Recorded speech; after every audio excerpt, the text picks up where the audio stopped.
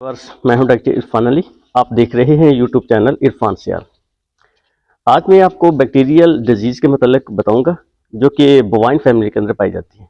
बीमारी का नाम है एक्टिनोमाइकोसिस और इस जरासीम का जो नाम है एक्टिनोमाइसिस बोविस, इस जरासीम का नाम है जिसकी वजह से ये बीमारी फैलती है। और मज़ीद तफसील बयान करने से पहले आपसे छोटी सी रिक्वेस्ट है कि आप इस चैनल को सब्सक्राइब जरूर कर दें, लाइक और कमेंट्स बॉक्स में अपनी कीमती राय भी ज़रूर दिया करें। जी चलते हैं इसकी तफसील की तरफ कि एक्टिनोमाइकोसिस क्या है। ये बेसिकली एक बैक्टीरियल डिजीज़ है और ये जो जरासीम है एक्टिनोमाइसिस बोविस, ये अक्सर जो है जो दांत या मतलब उसकी जो दाढ़ है जानवर की, उसके फटने की वजह से या मतलब कि उसके घिसने की वजह से वहाँ से जरासीम जो है ये जबड़े वाली हड्डियों के अंदर चला जाता है और जिसकी वजह से जो हड्डी की बाफ्त होती है उसके अंदर सोजिश और इन्फेक्शन बन जाता है।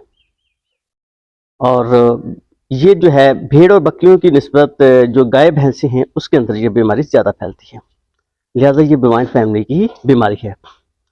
अब आप इसकी शनाख्त की अगर बात करें तो दायमी तौर पर ये गैर मुतारक, सख्त और बेदर्द जो है जबड़ों की सोजिश का नाम है।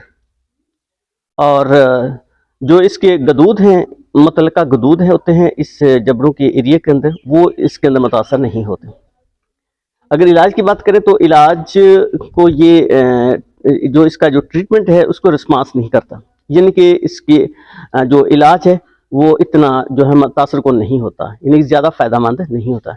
लेकिन आप इसका इलाज जो है वो कर सकते हैं कि सोडियम आयोडाइड जो है ये 10% आपने फी ग्राम 12 kg बॉडी वेट के हिसाब से आईवी लगाना है। स्ट्रेप्टोमाइसिन को इंट्रामस्कुलर लगा सकते हैं आप। और जो पोटेशियम आयोडाइड है ये 4 से 8 ग्राम पर ओरल आप 7 से 10 दिन के लिए जानवर को खिलाएंगे। इससे इंशाल्लाह अल्लाह के फजल से काफ़ी हद तक रिस्पांस हो जाएगा। अगर ज़्यादा ये शदीद हालत में है, मतलब ये है कि ज़्यादा यानी कि वो ख़राब हो चुकी है उसकी जबड़े की जो हड्डी है, तो उसको सर्जिकली उसको ज़रा रिमूव करना पड़ता है और इस तरह यानी कि इसका आप इलाज कर सकते हैं।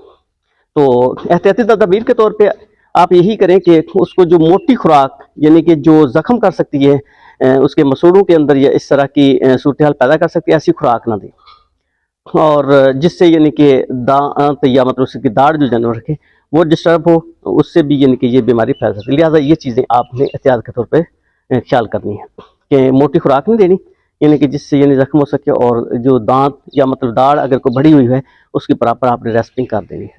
तो ये एहतियात कर रहे हैं। आज के लिए इतने ही काफ़ी। नेक्स्ट मिलते हैं अगली वीडियो में, तब तक के लिए इजाज़त। अल्लाह हाफिज़।